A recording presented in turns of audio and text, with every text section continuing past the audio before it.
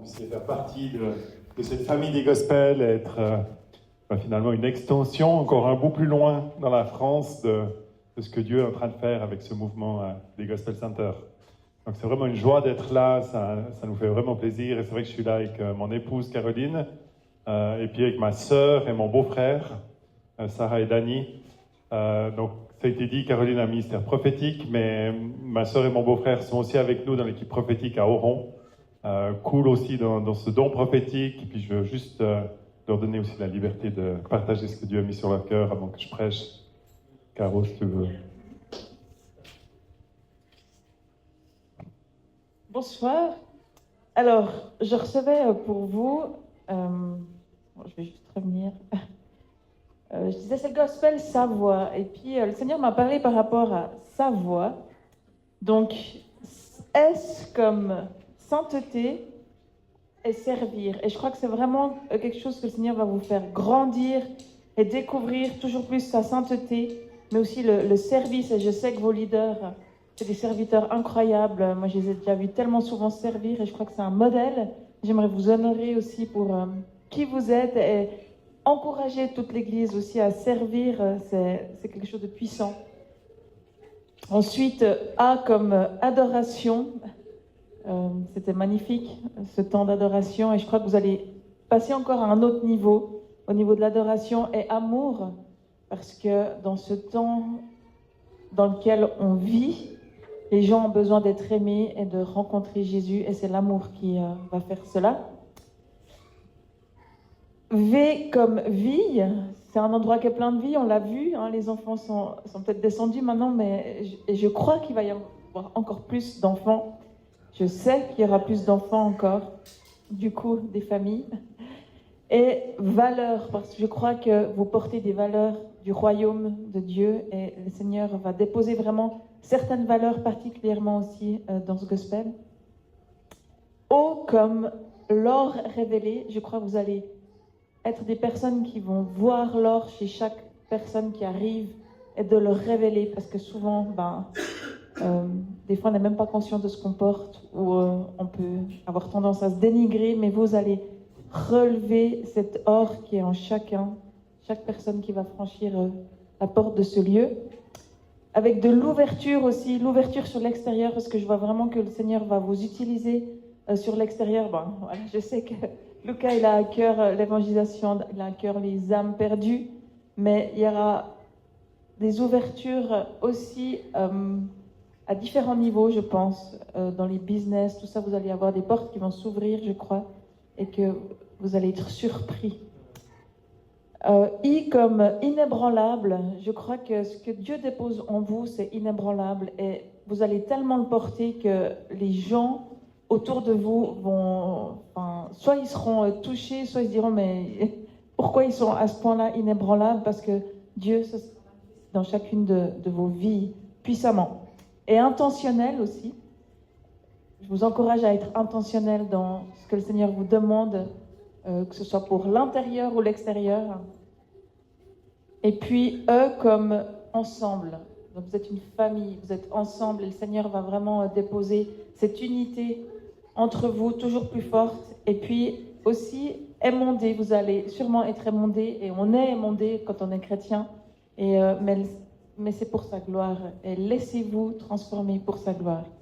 Et ce que je recevais aussi, c'est Jean 15. Je vous lis un petit bout, vous pourrez le reméditer aussi chez vous, mais c'est le cep et les sarments. C'est moi qui suis le vrai cep, et mon Père est le vigneron. Tout sarment qui est en moi et qui ne porte pas du fruit, il l'enlève, et tout sarment qui porte du fruit, il le taille, afin qu'il porte encore plus de fruits. Et je crois vraiment que vous allez porter encore plus de fruits. Déjà, vous êtes purs à cause de la parole que je vous ai annoncée. Demeurez en moi et je demeurerai en vous. Le sarment ne peut pas porter de fruits par lui-même sans rester attaché au cep. Il en va de même pour vous si vous ne demeurez pas en moi. Je suis le cep, vous êtes les sarments. Celui qui demeure en moi et en qui je demeure porte beaucoup de fruits. Car sans moi, vous ne pouvez rien faire. Et je déclare que vous allez porter beaucoup, beaucoup de fruits. Si quelqu'un ne demeure pas en moi, il est jeté dehors comme le sarment et il sèche. Puis on ramasse les sarments, on les jette au feu et ils brûlent. Si vous demeurez en moi et que mes paroles demeurent en vous, vous demanderez ce que vous voudrez et cela vous sera accordé. Amen. Ce qui manifeste la gloire de mon Père, c'est que vous portiez beaucoup de fruits. Vous serez alors vraiment mes disciples.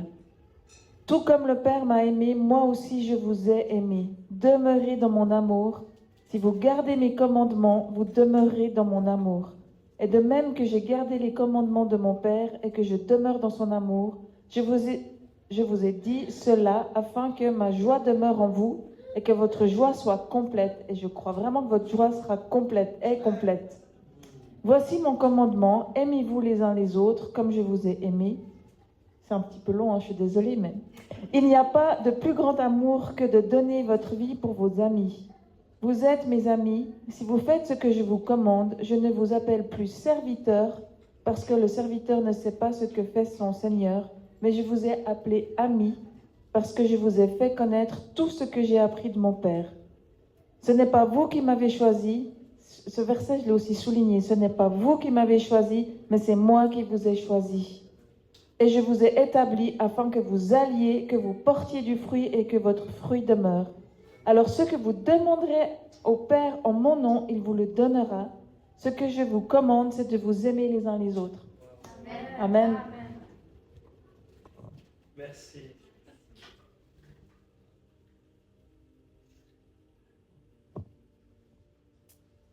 Yes, j'ai reçu une parole pour vous, Darlene et Lucas, mais j'aimerais faire juste un intermède par rapport au peuple aussi, par rapport à ce qu'on vient d'entendre de Caro. Je crois que Dieu appelle des ministères, Dieu lève des gens, mais au fait, Dieu a besoin de son peuple dans son ensemble. Et j'aimerais vous rendre attentifs ce soir à être vraiment un peuple qui prie, qui intercède et qui porte aussi la vision qu'il y a pour cette région. C'est pas par hasard que vous êtes là et Dieu a besoin de vous.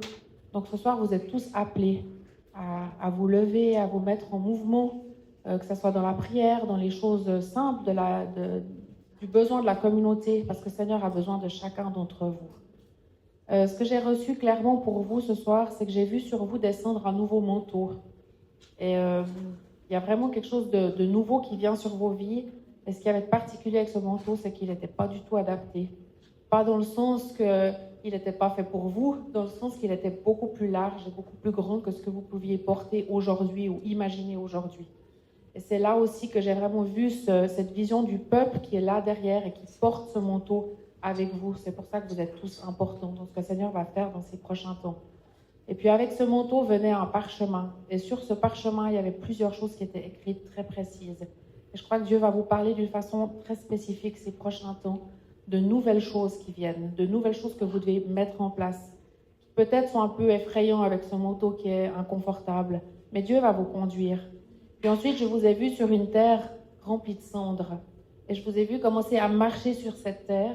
Et alors que vous marchiez sur cette terre, que vous déclariez des choses que l'Éternel vous avait montrées, il y a la vie qui commençait à prendre place dans ce lieu qui était aride, rempli de cendres. Et j'ai vu des fleurs, j'ai vu des choses commencer à pousser. Et c'était comme si vous étiez appelés à vous réjouir avant de voir ce qui allait venir. Mais ensuite, les choses commençaient à prendre vie. Et je crois que ce qui va sortir de vos bouches, ce qui va être déclaré sur cette région, sur certains endroits qui sont encore dans la cendre, va commencer à prendre vie, à jaillir. Donc, vous pouvez vraiment vous réjouir de ce qui vient. Soyez pas effrayés, ça va un peu bouger, mais c'est sous le contrôle de Dieu. Soyez vraiment bénis. L'onction de Dieu repose sur vous. L'onction d'adoration aussi, une famille qui portait ça vraiment. Et cette adoration menée à ce que vous déclarez va commencer vraiment à amener la vie en abondance. Soyez bénis.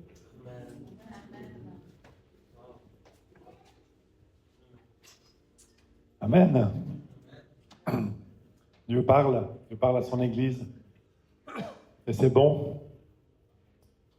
Emparez-vous de ses promesses. Je crois que les promesses que Dieu donne, je veux juste dire ça, ont besoin de notre foi pour qu'elles prennent leur pleine vie. Et je veux vous encourager à mettre votre foi en action pour que ces promesses que Dieu a déclarées, pas seulement ce soir, mais depuis le début de ce projet d'implantation ici en Savoie, puissent prendre vie. Continuez à croire. C'est pas qu'est-ce que je vois qui définit ce que Dieu est en train de faire. C'est là où je mets ma foi, ma confiance et mon assurance. Et je vous encourage à être cette église qui croit, cette église qui met cette foi. On a un grand Dieu, on a un Dieu qui peut faire l'impossible. Peut-être vous avez entendu des choses et vous dites c'est impossible, ça s'est jamais passé en Savoie. Eh bien, j'ai envie de vous dire, ce qui s'est jamais passé en Savoie n'est pas impossible pour Dieu. Dieu a un plan, il a un projet pour cette région. J'ai beaucoup aimé ce qui a été partagé pour Chambéry avec cette dimension d'unité du corps de Christ, parce que je crois que Dieu est en train de faire quelque chose avec son Église, avec son corps, et vous en faites pleinement partie. Mais quand on peut se mettre ensemble, qu'on peut s'unir et qu'on peut mettre notre foi ensemble pour une région, Dieu agit et se manifeste. J'ai envie de partager avec vous un message ce soir.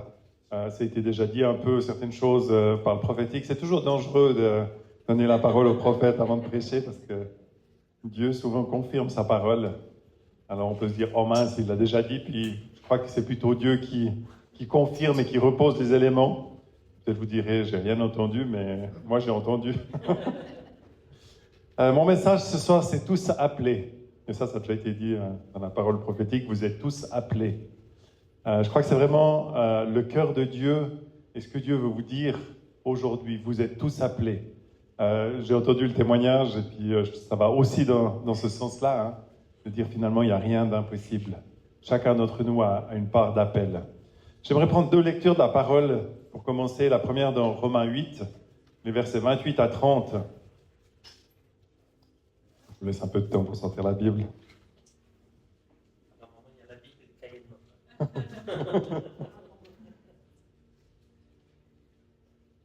Romains 8, 28 à 30. Du reste, nous savons que tout contribue au bien de ceux qui aiment Dieu, de ceux qui sont appelés conformément à son plan.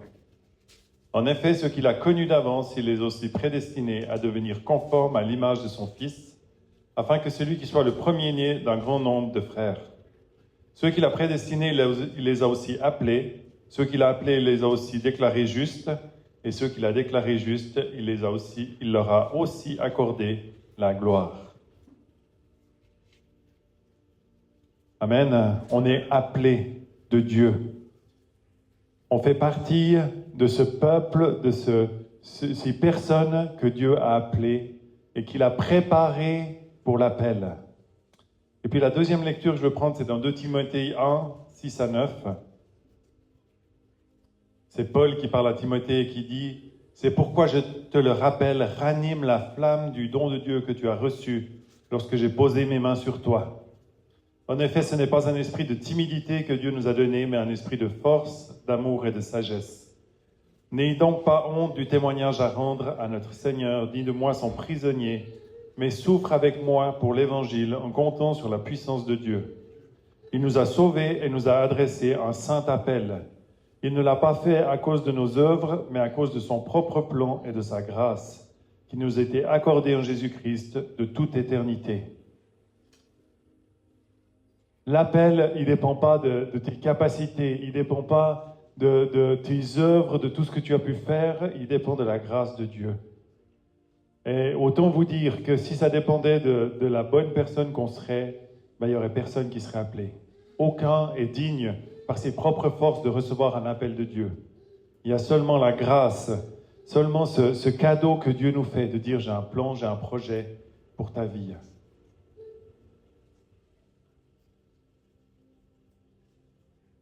Alors quand on parle du mot appel, le premier réflexe qui vient dans la pensée de la plupart des chrétiens, c'est de dire « Ah non, c'est pas pour moi. Je ne suis pas un pasteur, je ne suis pas quelqu'un qui prêche et je n'ai pas été appelé à prêcher. Je n'ai pas un ministère visible, donc l'appel de Dieu, c'est pas pour moi. » Alors déjà, c'est un mensonge et c'est le premier mensonge que l'ennemi veut nous faire croire. J'y reviendrai.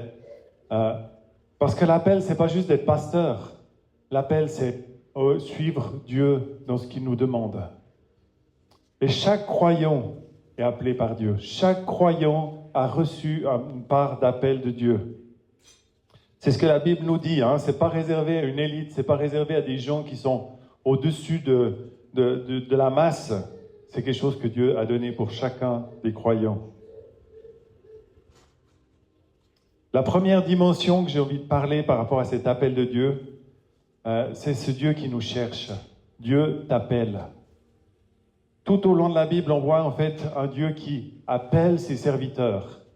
Pas juste qui les appelle pour leur donner une mission, mais qui les appelle en premier lieu pour une relation.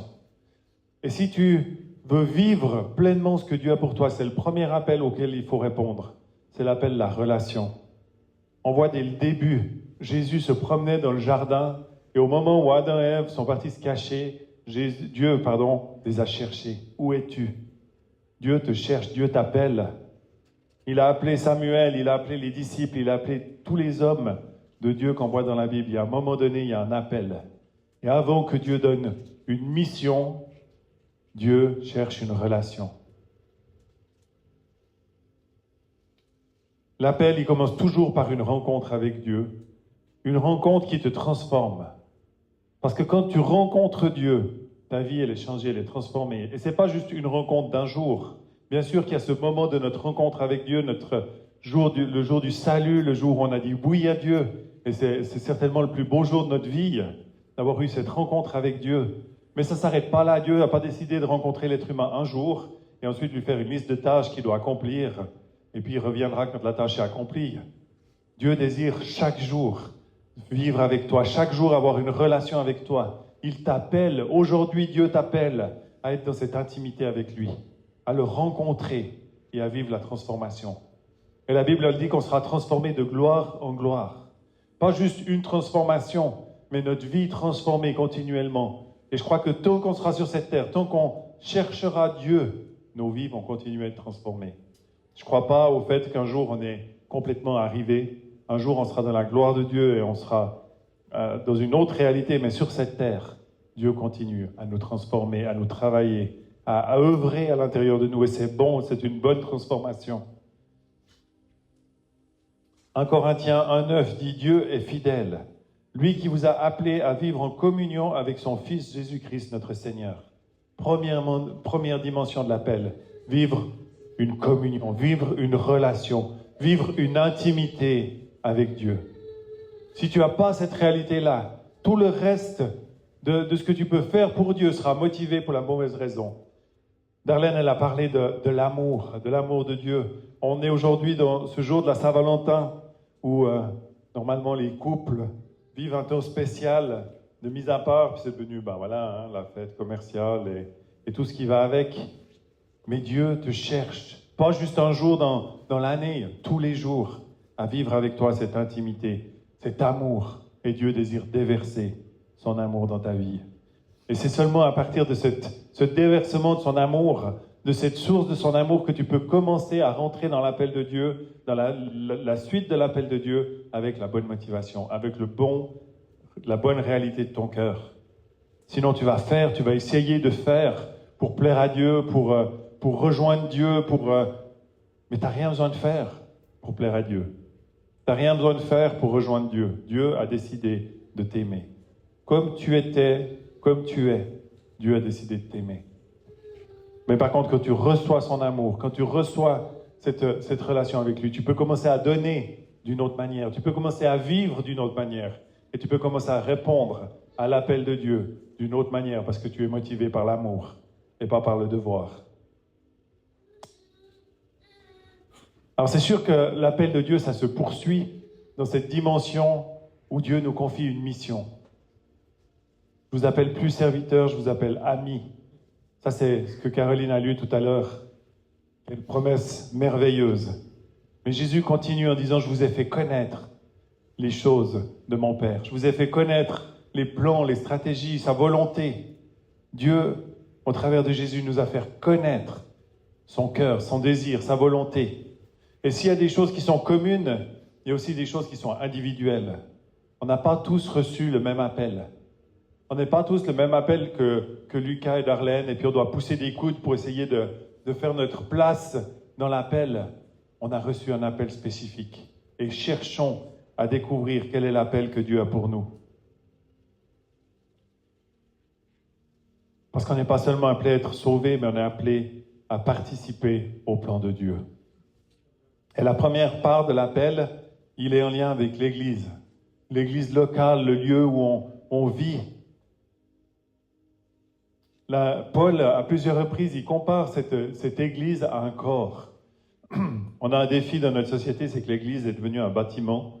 Et dans tous les villages, on dit « Ah, t'as vu où est l'église ?» parce qu'on voit le clocher.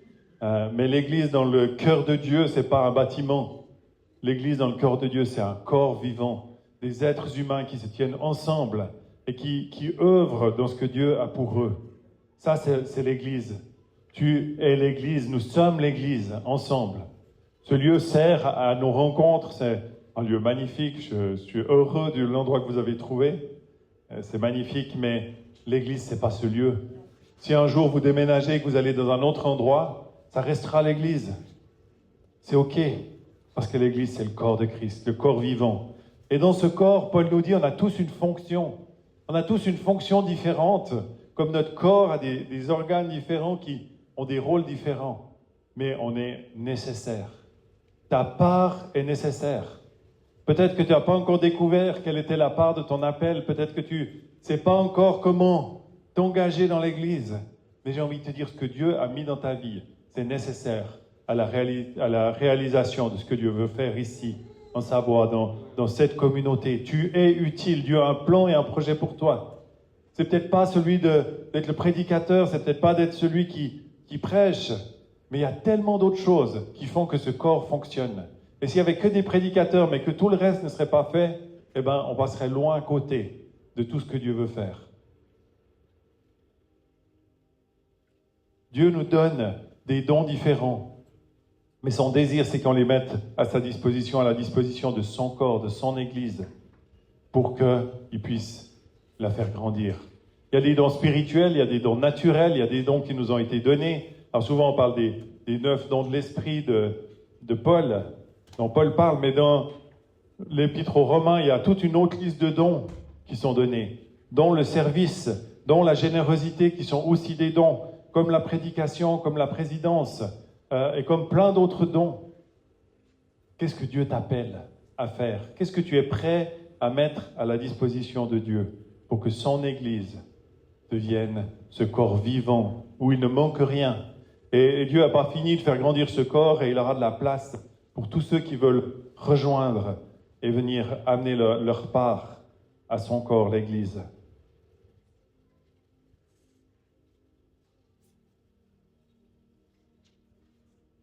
Mais l'Église, ce n'est pas la finalité. Je souhaite que tu trouves ta place, que tu trouves à répondre à l'appel de Dieu dans l'Église.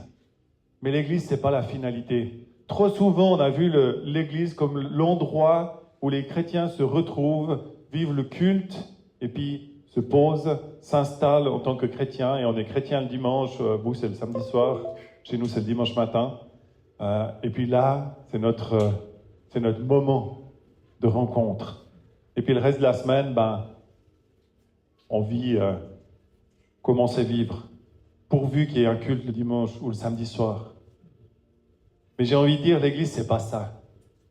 L'image que Dieu m'a donnée il y a plusieurs années en arrière pour l'Église, c'est celle d'un camp de base.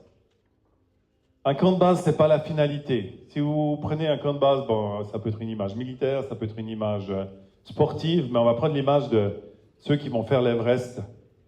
Si vous arrivez au camp de base à 6000 mètres d'altitude et que vous vous arrêtez et que vous vous installez au camp de base, vous verrez jamais le sommet. Vous aurez fait un bout du chemin, mais vous n'aurez jamais vu la vue qu'il y a sur l'Everest. Et pourtant, vous avez fait un bon bout du chemin. Hein? Et je crois que le dernier camp de base, il est à peu près à 2500 mètres du sommet. Donc il y a un bon bout du chemin qui est fait. Mais ce n'est encore pas la finalité. Et si on s'arrête juste à l'église en se disant, voilà, c'est bon, j'ai trouvé une bonne église, je suis installé, j'ai trouvé où je peux servir, je peux donner, eh bien, tu verras jamais la plénitude de ce que Dieu a pour toi. Parce qu'il y a plus. Parce que dans ce camp de base, oui, c'est un endroit où on se retrouve. C'est un endroit où on peut partager ensemble. Et si vous reprenez cette image du camp de base, il y a un moment donné, il y a un espace où on peut manger ensemble, on peut être soigné si on a des blessures, on peut prendre soin de nous. Mais l'objectif, à la fin de tout ça, c'est de repartir et d'aller au sommet. Et l'objectif de l'Église, c'est qu'à un moment donné, on reparte et qu'on aille dans cette mission que Dieu nous donne, d'aller dans le monde. Parce que oui, Jésus avait un projet au travers de l'Église. Pas celui que l'Église devienne un club fermé de finalité où on accueille quelques nouveaux de temps en temps, mais que l'Église soit un endroit où, de là, les croyants peuvent aller Et je crois que le plus bel exemple de l'Église qu'on a, c'est dans Acte 4. À un moment donné, on voit ces disciples de Jésus qui se retrouvent avec les croyants, les nouveaux croyants. Ils sont menacés, là. On en veut à leur vie par rapport à l'annonce de l'Évangile. Ils se retrouvent ensemble, ils se serrent les coudes, ils se mettent en prière ensemble. Et ils disent, Seigneur, il faut que tu viennes renouveler notre esprit parce qu'on veut continuer à aller annoncer cette bonne nouvelle de l'Évangile. Et la Bible dit que le lieu où ils étaient a tremblé. Parce que quand nos cœurs sont orientés vers l'extérieur, Dieu désire nous remplir plus que tout. Si nos cœurs sont juste orientés sur le fait de rester ensemble et puis de prendre soin de nous, on n'a pas beaucoup besoin finalement de cette puissance de Dieu. Mais quand on commence à sortir et à aller, on a besoin de la puissance de Dieu. À plusieurs reprises, Jésus a dit ces paroles, allez. Allez, faites de toutes les nations des disciples. Allez guérir les malades. Allez chasser les démons. Allez annoncer la bonne nouvelle. Jésus, il a dit ça à ses disciples. On se dit, ah oui, mais eux, ils étaient appelés à être apôtres. C'est vrai. Ils ont vécu 3 ans avec Jésus et Jésus leur a dit, allez. Et vous savez, sur les 12 qui étaient là, il n'y avait pas grand monde de qualifiés, qui avaient fait l'école biblique, qui avaient fait les études, qui avaient... Non! Jésus a dit, ok, je vous ai montré un exemple. Je vous ai montré comment faire. Comment prier pour les malades, comment chasser les démons. Maintenant, allez. Allez. Attendez pas les qualifications, attendez pas d'avoir tout compris, tout saisi. Commencez à vous mettre en mouvement. Commencez à expérimenter ce que je vous ai donné. Et allez dans ce monde, partagez la bonne nouvelle. Dans Matthieu 5, 13 à 14, il est dit, vous êtes le sel de la terre et la lumière du monde. Jésus n'a pas dit, vous serez le sel de la terre ou la lumière du monde, il a dit, vous êtes. Aujourd'hui, si tu as Jésus dans ta vie, tu es appelé à être sel et lumière dans ce monde. Dans 2 Corinthiens 5, 20, il est dit, nous sommes donc des ambassadeurs pour Christ, comme si Dieu adressait par nous son appel. Est-ce que ce n'est pas magnifique? Moi, cette parole, elle me touche toujours. Paul, il dit, mais Dieu, finalement, il t'a choisi pour être celui qui va appeler d'autres à rejoindre, qui va chercher d'autres, des ambassadeurs. Vous savez, un ambassadeur, il n'habite pas sur la terre de son pays. Il est envoyé dans un endroit qui est contraire. Comme un croyant qui est envoyé hors de l'Église pour dire, j'ai quelque chose à donner. Un ambassadeur, il est envoyé et il a une autorité. Là où il se trouve, il a une autorité pour parler au nom de son pays. Nous sommes ambassadeurs du royaume de Dieu sur cette terre. Jésus nous a donné une autorité pour aller et pour parler de la part de ce royaume sur cette terre. Alors où est-ce que tu es cet ambassadeur? Il y a beaucoup d'endroits en dehors de l'Église où on peut être témoin. On peut être témoin dans nos familles, on peut être témoin de notre travail, on peut être témoin de notre quartier. Et puis Jésus dit qu'on peut même être témoin jusqu'aux extrémités de la terre. Mais c'est pas, ah, moi j'ai un appel aux extrémités de la terre, donc je suis appelé. Si tu es appelé dans ton travail, sois fidèle dans ton travail. Être celle de la terre, c'est pas juste tout le temps parler de Jésus, puis dire, ah Jésus, Jésus, Jésus, toutes les 2 phrases, puis les gens en ont marre de nous voir parce qu'ils disent, mais tu fais que de parler de ça. Mais c'est d'expérimenter, c'est de montrer au monde qui est Jésus. Qu'est-ce qu'il fait dans ta vie? Comment est-ce qu'il transforme ta vie? Et puis quand tu es à côté d'un collègue qui a besoin que Jésus le touche, eh bien tu commences à manifester la puissance de Dieu et à voir Dieu agir. Ça, c'est être des ambassadeurs pour Christ sur cette terre. Ton lieu de travail, c'est un endroit magnifique que Dieu t'a donné. Beaucoup de chrétiens disent, oui, mais moi je ne peux pas parler de ma foi. On est dans un pays laïque, je ne peux pas parler de ma foi dans mon lieu de travail. C'est vrai. Mais Dieu en toi peut se manifester, peut s'exprimer. Tu n'as pas besoin d'attendre juste d'avoir le droit de dire « Jésus t'aime ». Tu peux manifester. Quand les gens commencent à se poser des questions sur ce que tu vis, ça fait la différence. J'ai entendu un jour, j'ai lu dans un livre ce témoignage d'un homme qui était un grand, sauf erreur, il était chirurgien, un grand médecin, et puis il était, le jour où l'orateur l'a rencontré dans une conférence, en train de mettre les flyers sur les chaises de la conférence, et puis c'est John Bevere qui raconte cette histoire. John Bevere va vers lui et puis lui dit, mais qu'est-ce que tu fais Puis il dit, ah, mais je suis en train de mettre les flyers sur les chaises de l'église. On a notre grande conférence et pour moi, c'est la plus belle semaine de l'année. Et John lui dit, mais pourquoi tu dis que c'est la plus belle semaine de l'année? Et puis il dit, mais c'est la seule semaine où je peux servir Dieu. Et puis John Vivir l'a regardé et puis s'est mis à pleurer. Il a dit, tu as un travail incroyable. Dieu t'a donné des capacités incroyables. Tu as 365 jours dans l'année pour servir Dieu. Puis tu as l'impression qu'au moment où tu mets des flyers sur les chaises, tu es en train de servir Dieu.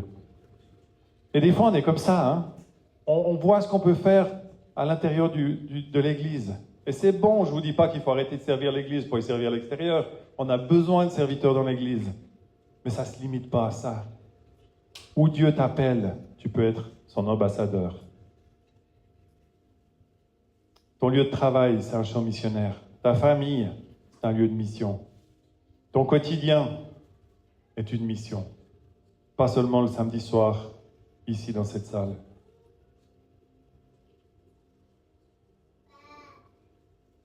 Je l'ai dit tout à l'heure, mais l'appel de Dieu ne dépend pas de nos capacités. Si l'appel de Dieu dépendait de nos capacités, je ne serais pas là. J'étais un jeune homme timide.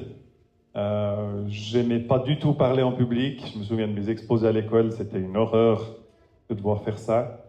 Je ne pense pas que j'étais qualifié. Moi, je dis toujours, les premiers qui m'ont écouté prêcher, mais ils ont été courageux comme tout.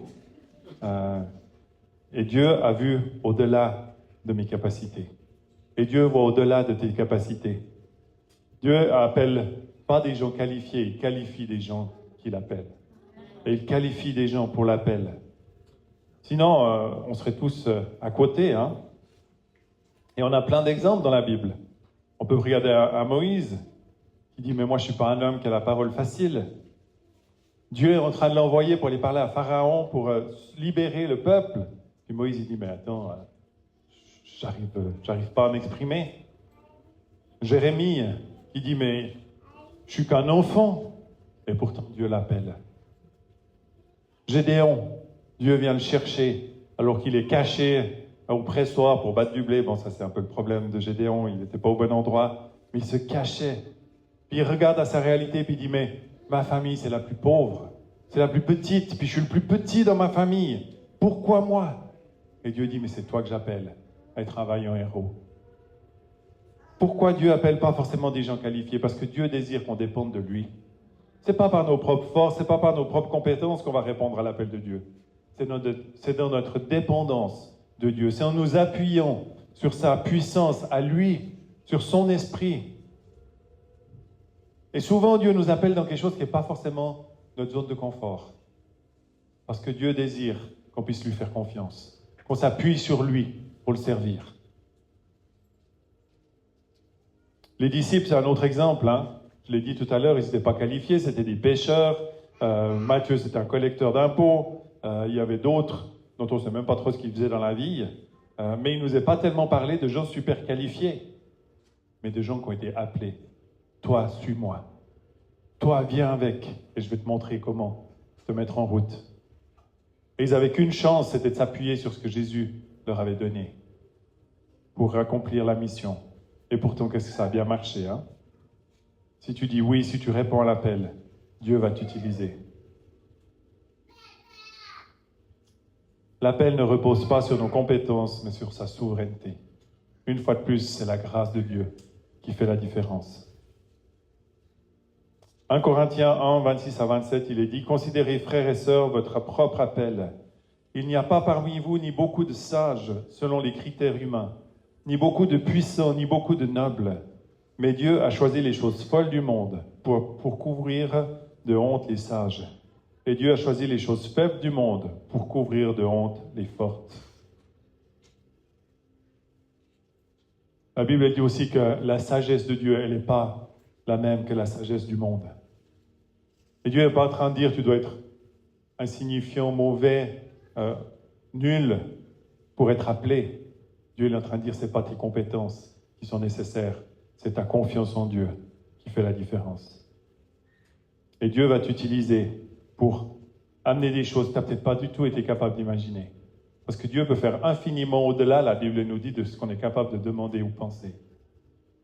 Est-ce que tu veux croire? Est-ce que tu veux mettre ta foi dans ce Dieu pour ta propre vie, pour répondre à son appel, pour que ce corps de Christ continue à avancer, à se développer.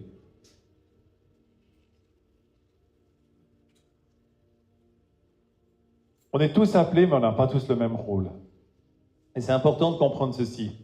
Parce que tellement souvent, on se compare. Tellement souvent, on regarde comment ce que l'autre y fait, puis on dit « Ah, mais moi, je ne suis pas capable, je ne vais pas y arriver. Je peux pas le faire. » J'ai envie de vous dire, l'uniformité, ce n'est pas l'unité. Dieu désire un corps uni, mais il ne désire pas un corps qui soit uniforme. Il désire un corps qui a différents dons, différentes capacités, différentes choses à donner pour ce monde. Paul, il prend cet exemple, il dit l'œil, c'est pas la main, puis la main, c'est pas le pied. Mais chaque membre est essentiel au fonctionnement du corps. Et puis, 1 Corinthiens 12 dit, il y a diversité de dons, mais le même esprit. Donc, ne cherchez pas juste à ressembler à quelqu'un d'autre.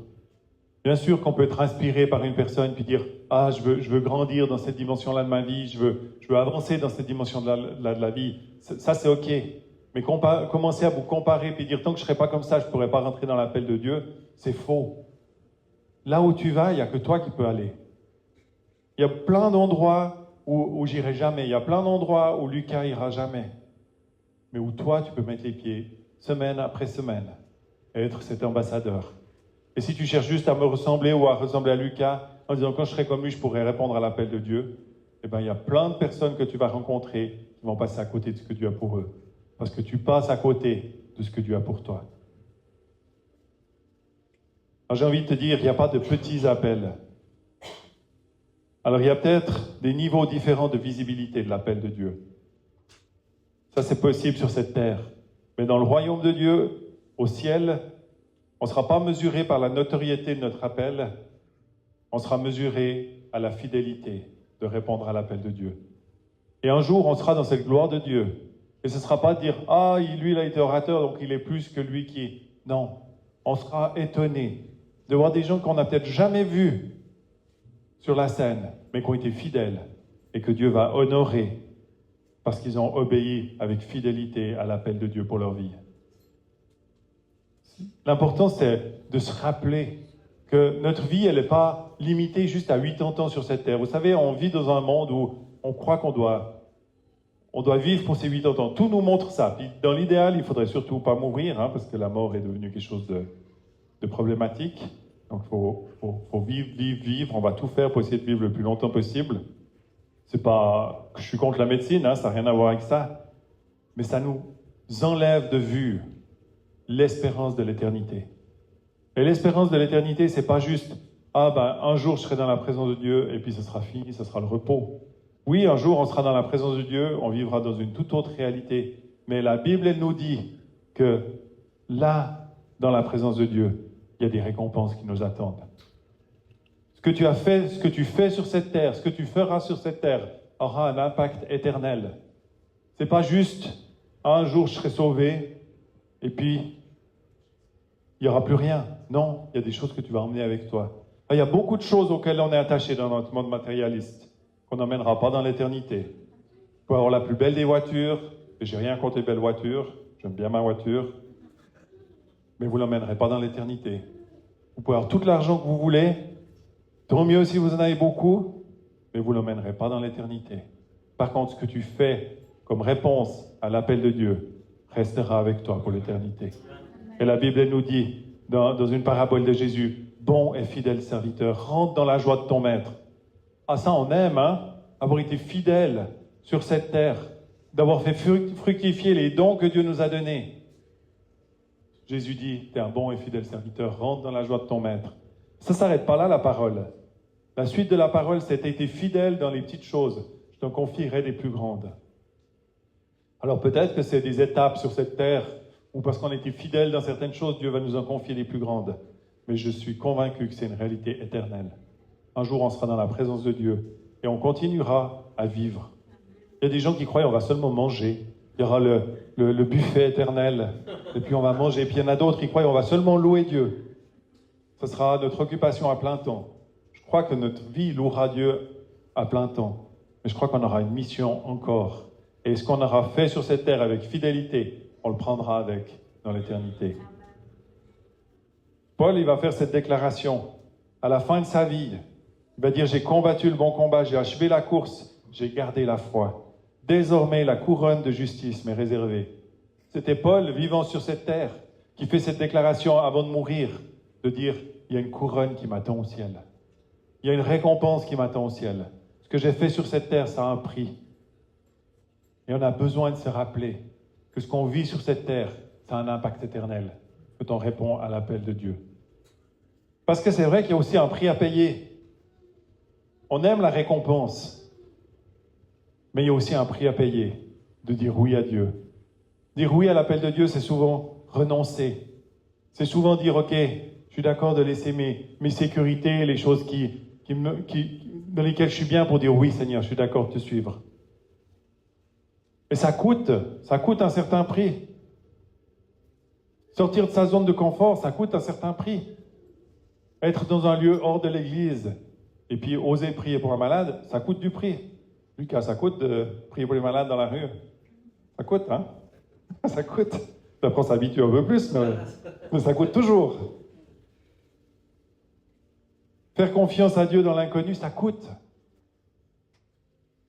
On est tellement plus en sécurité dans ce qu'on connaît, dans ce qu'on sait, dans nos lieux de sécurité. C'est bon, mais on a besoin de dire oui.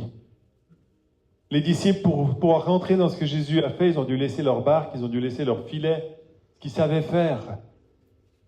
Abraham, il a dû quitter son pays pour rentrer dans ce que Dieu avait pour lui. Paul, il a perdu son statut. Il était quelqu'un de respecté dans les pharisiens. Il était quelqu'un qui avait sa place, mais il était d'accord de perdre ça pour répondre à l'appel de Dieu. Répondre à l'appel de Dieu, ça a un prix, mais ça vaut la peine. Parce que tout ce qu'on abandonne pour Dieu sur cette terre ne peut jamais se comparer à ce que Dieu peut te donner. Ce que Dieu peut te donner sur cette terre, de joie, de voir ton appel se réaliser. Il y a de la joie quand on commence à dire oui à Dieu, quand on commence à obéir à ce que Dieu nous demande, et puis qu'on voit du fruit. Et le fruit, il n'est pas toujours immédiat, hein? Le fruit, des fois, ça prend du temps. Mais qu'on voit du fruit, et qu'on a eu de l'audace, et qu'on a osé, eh bien, il y a de la joie qui vient. Et il y aura de la joie dans l'éternité, dans la présence de Dieu, pour chacune de ces semences, chacune de ces graines qui auraient été mises en terre.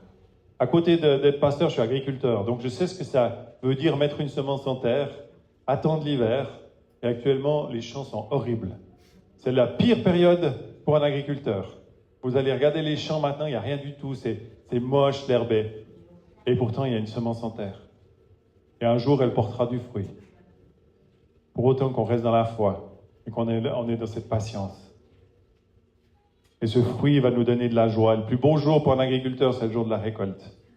C'est le jour où on se réjouit. Mais il y a du temps entre deux. Puis ça, c'est pour une graine de blé. Si vous plantez un arbre, c'est des années juste à ce que vous ayez des pommes. Et puis mettre une semence en terre, c'est de dire, ok Seigneur, je réponds à ton appel et je mets ma foi et ma confiance en toi que tu fais le nécessaire avec cette semence. Mais il y a de la joie.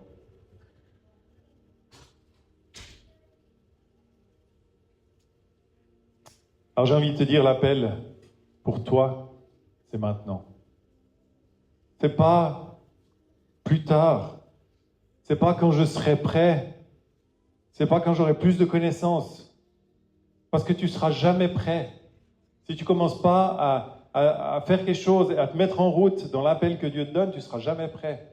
Si tu n'oses pas un acte courageux, tu resteras sur ta chaise et dans 10 ans, tu ne seras toujours pas prêt. Dans 10 ans, tu auras toujours l'impression que tu n'as pas assez de connaissances, que tu n'en sais pas assez. Et pourtant, tu auras passé 10 ans à l'église avec des super enseignants, des gens qui t'auront donné de la nourriture, mais tu n'auras pas gagné la confiance de te mettre en mouvement. Pierre, pour marcher sur l'eau, il a dû sortir de la barque. Il n'a pas dit à Jésus, « Attends, je vais attendre de comprendre comment ça fonctionne, l'eau, comment ça peut porter. » L'eau, ça porte pas. Ça porte toujours pas. Hein. Je sais pas vous, moi, j'ai jamais réussi à marcher sur l'eau. Mais parce que Pierre a obéi à l'appel et il était courageux, il a marché sur l'eau. Je n'en connais pas d'autres, mais il l'a fait. Je te dis pas que tu dois marcher sur l'eau, je te dis que tu dois obéir à ce que Dieu te demande, à cet appel que Dieu met sur ta vie. Tu n'es pas trop jeune Tu n'es pas trop âgé, tu n'es pas trop disqualifié, tu es juste la bonne personne pour faire ce que Dieu te demande de faire. Parce qu'il te choisit. Parce qu'il a son regard sur toi, il a ses yeux sur toi. Et le désir de Dieu, c'est que tu puisses te lever et que tu puisses dire oui à ce qu'il a placé dans ta vie.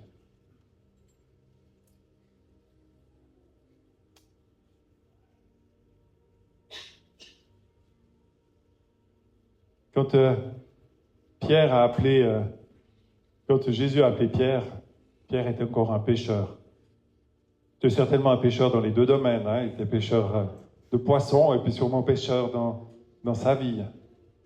Quand Matthieu il a été appelé, il était encore collecteur d'impôts. Il n'était pas sorti de là en disant voilà, je me prépare, je fais quelques années, et puis après je répondrai à l'appel. Et je trouve que The Chosen, la série, pour ceux qui l'ont vue, image tellement bien cette réponse des disciples. Prêts à tout quitter pour dire oui. Je crois que je ne suis pas en train de dire que Dieu vous demande de tout quitter, mais il y a des choses qu'il faut quitter. Vous ne pouvez pas répondre à l'appel de Dieu sans quitter certaines choses, de vos sécurités, de vos endroits, de confiance, pour dire oui, de répondre. Dieu n'attend pas que tu sois parfait, il t'appelle pendant que tu es en chemin. Le mensonge préféré de l'ennemi, après celui de penser qu'on n'est pas qualifié, c'est qu'on n'est pas prêt. On ne sera jamais prêt si on ne se met pas en route.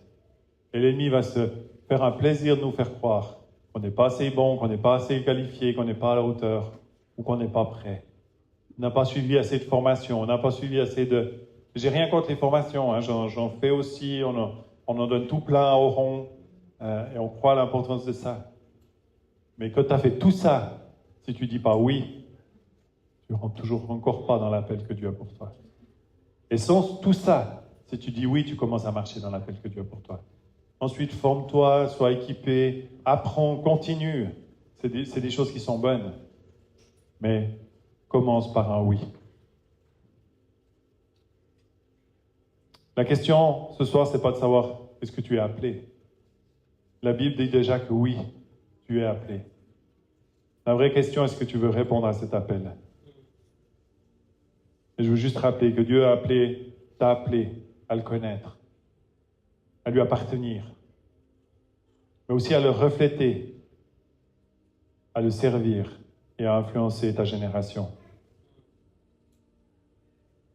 Tout ça, ça fait partie de l'appel de Dieu pour ta vie. De nouveau, comme je l'ai dit au début, je veux rappuyer là-dessus, n'y va pas sans avoir une rencontre avec Dieu. N'y va pas juste par tes propres forces. La culpabilité, l'accusation, c'est jamais un bon moteur pour servir. L'amour est le seul vrai bon moteur pour rentrer dans l'appel de Dieu. Donc ce soir, ici dans ce lieu, il n'y a personne qui est accidentel.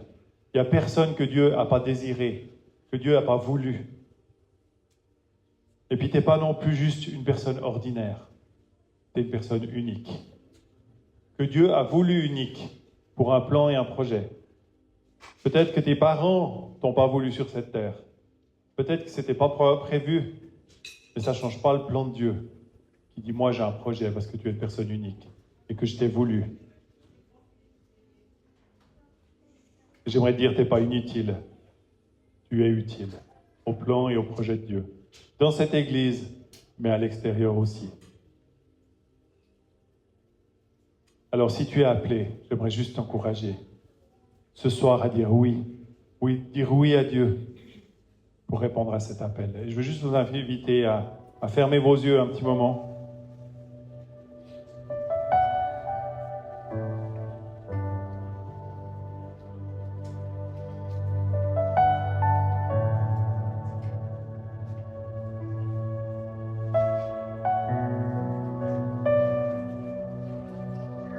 Et alors qu'on est juste là devant Dieu, ça ne concerne pas la personne qui est à côté de toi. Vous savez, tellement souvent on est fort pour penser à notre ami, on est fort pour penser à notre conjoint, à nos enfants, en disant voilà, ça c'est un message pour lui. Lui donner un coup de coude à la personne d'à côté. Mais ce soir je veux dire c'est un message pour toi. Dieu t'appelle. Dieu t'appelle. Et il attend ton oui. Il attend ton accord. Alors, prends juste le temps de parler avec Dieu. Peut-être qu'il y a dans ce moment des choses qui vont être révélées dans ta vie. Dieu va te donner une pensée, une chose qu'il te demande de faire. Mets-toi en route. Obéis. Dis oui à Dieu ce soir. Ça vaut la peine. Peut-être ça te coûte, mais ça aura un fruit éternel.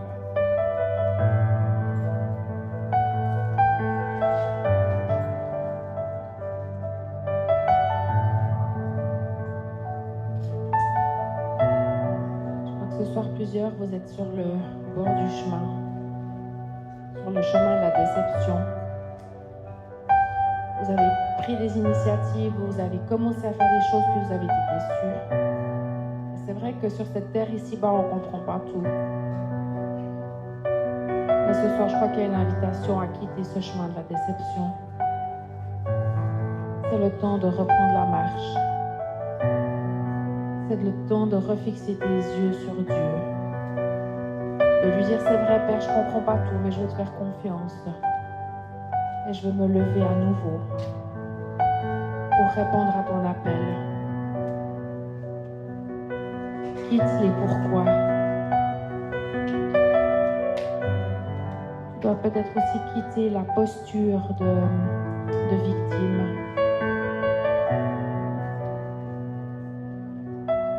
Et reprends la main de Dieu parce que lui est toujours là.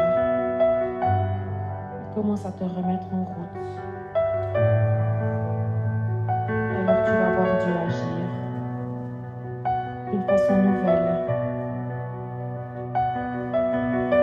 Je crois que plusieurs, c'est aussi au niveau de votre famille, de vos enfants, il y a des choses que vous ne comprenez pas. Vous avez supplié Dieu. Et ça ne s'est pas passé comme vous pensiez. Mais est-ce que ce soir tu vas être d'accord de reprendre cette posture de créature et de faire confiance à ton Créateur? Parfois on dit à Dieu, on aimerait qu'il fasse comme nous, on veut qu'il fasse. Mais c'est le temps d'abandonner, de t'abandonner dans les mains de ton Père pour qu'il puisse agir. Il y a des choses qui étaient au fond de ton cœur, des rêves que Dieu avait placés, qu'il veut raviver, qu'il veut ranimer. Viens devant lui avec qui tu es, avec tes incompréhensions, tes déceptions. Il n'a pas peur de ce que tu as à lui dire. Mais après, détourne-toi de ces choses et commence à remarcher dans son chemin. Et plusieurs, vous allez commencer à vous réjouir, à danser, à chanter, parce qu'il y a de la joie qui revient. Parce que souvent, sur ce chemin de la déception, c'est plutôt la mort, la tristesse, le découragement. Et Dieu veut te ramener dans une zone de joie, d'adoration, où tu vas commencer à pouvoir visionner, voir les choses dans l'esprit qui vont pouvoir prendre place. Est-ce que tu es d'accord ce soir de lui faire confiance, de tourner tes regards vers lui pour que sa vie puisse jaillir de toi? Reviens tout près de son cœur. Reviens. Et peut-être c'est le temps de faire silence pour écouter ce que lui veut te dire. Mais il t'attend. Ses bras sont ouverts pour t'accueillir.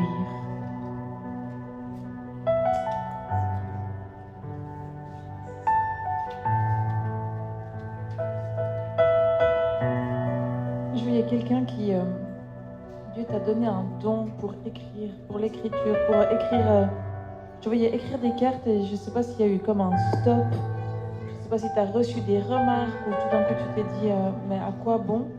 Et le Seigneur te dit mais reprends ta plume et écris quand je te dis.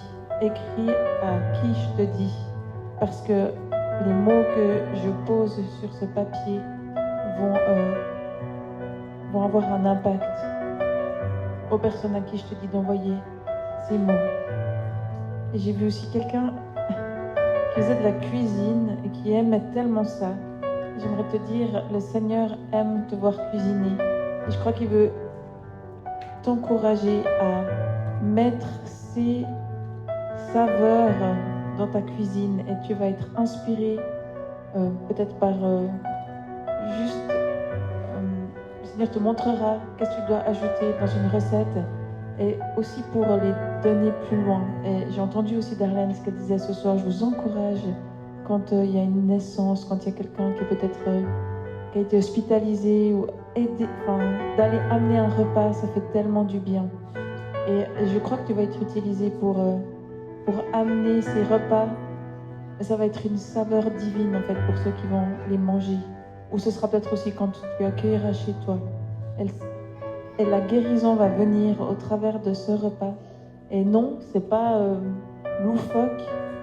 Dieu va utiliser les ingrédients que tu auras mis dans ce repas pour toucher la personne à qui tu l'offriras.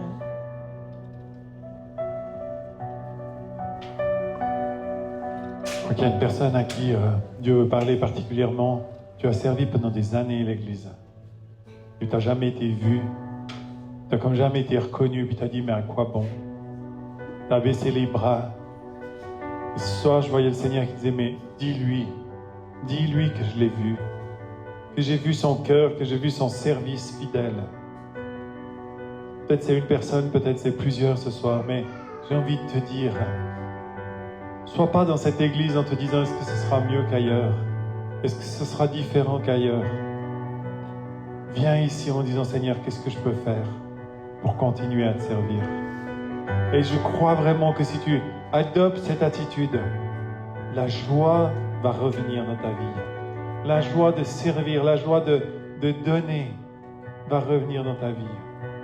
Mais quitte cette posture d'attente, de reconnaissance. Dieu t'a vu. Dieu a vu ton engagement. Dieu a vu ton service fidèle.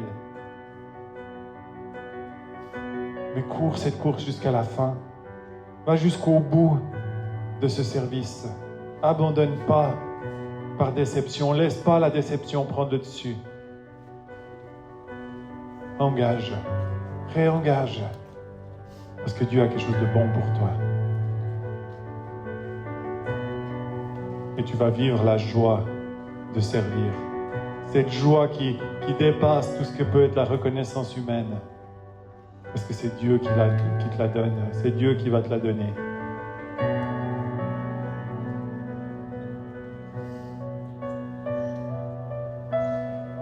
Seigneur, merci pour cette réalité. Tu nous appelles. Tu nous appelles chacun et chacune à te servir dans l'Église et à l'extérieur. Et Seigneur, je veux déclarer que ce soir, il n'y a personne qui quitte ce lieu avec un mensonge de l'ennemi par rapport à son appel. Je veux déclarer ce soir que les mensonges sont détruits. Et Seigneur, que tu déclares maintenant ta vérité sur chaque vie. La vérité, Seigneur Jésus, de la valeur de chaque vie, mais aussi de la valeur de ton appel, Seigneur Jésus, pour chacun et chacune.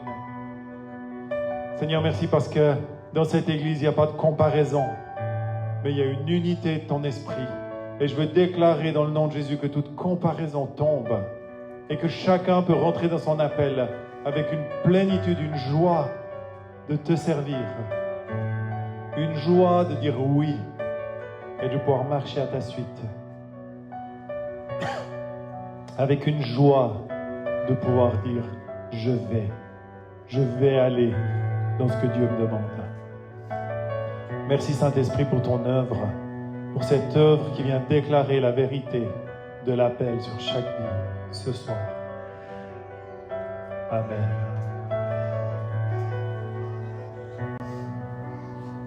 Je voyais aussi quelqu'un, je pense que c'est plutôt un homme qui était un homme de stratégie.